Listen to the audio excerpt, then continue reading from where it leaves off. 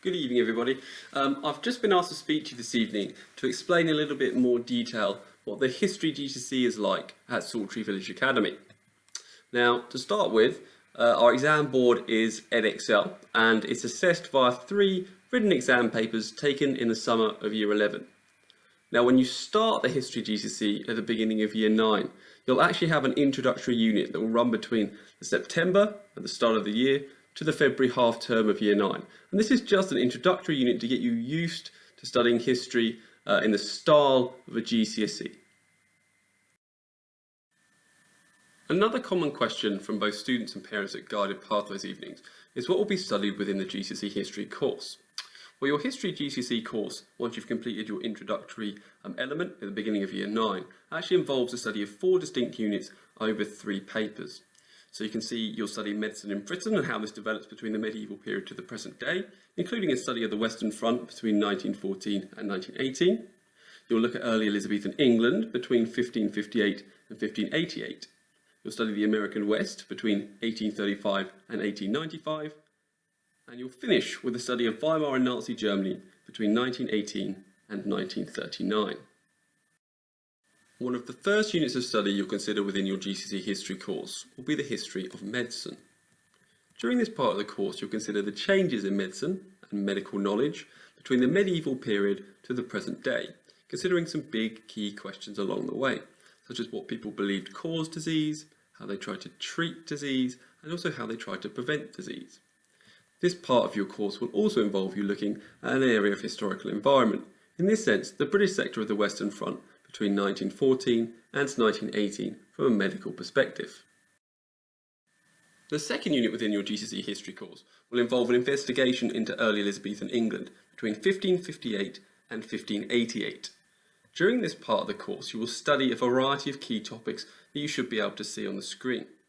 This will involve looking at the beginnings of Elizabeth's reign and also the problems she has with religion when she comes onto the throne. This will also include challenges she faces at home and abroad, and finally we'll consider Elizabethan society in more depth, also considering the Age of Exploration. The third unit within your GCSE history course involves an investigation into the American West between 1835 and 1895. This part of the course comprises of 3 key topics that you'll investigate. You'll look at the early settlement of the West, the development of the plains, and conflicts and conquest. The fourth and final unit within your GCSE history course is a unit on Weimar and Nazi Germany between 1918 and 1939. This part of the course comprises of 4 key topics that you should be able to see on the screen. You'll study the Weimar Republic, Hitler's rise to power, Nazi control and dictatorship, and life in Nazi Germany. In recent years, the department has also run a successful trip to Berlin, which is something the department is hopeful of being able to run again at some point in the future. Within the trip itself, this would include a visit to a number of key historical sites across the city that are of course relevant to the Unit 4 GCSE course on Weimar and Nazi Germany. Now, the final question that some parents have and some students have at Guided Pathways evenings is why study history? Well, there are a number of different reasons why you may consider choosing history as one of your GCSE options. So hopefully, you find it interesting, you find it enjoyable. It might even be that you like to argue and to hear different opinions, and of course history is all about using evidence to support your ideas and arguments, to try to explain them in greater levels of clarity.